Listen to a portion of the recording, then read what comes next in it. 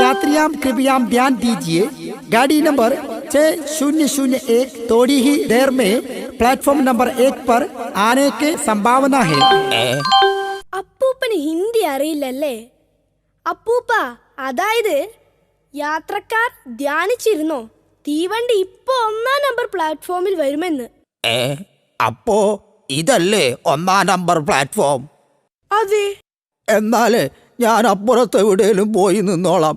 ജീവിച്ചു കൊതി തീർന്നിട്ടില്ല മോനെ. ജീവൻ വേണേൽ റെയിലിലോട്ട് ഇറങ്ങി നിന്നോ. വണ്ടി പ്ലാറ്റ്ഫോമിൽ കയറിയാലോ പൊടി പോലും കിട്ടില്ല.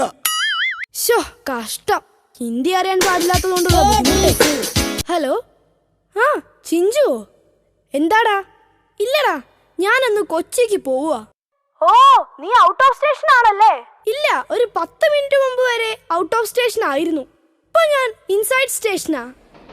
ഞാൻ സ്റ്റേഷന്റെ അകത്ത് കയറി. ഓക്കേടാ, ഞാൻ വന്നിട്ട് വിളിക്കാം. ബൈ.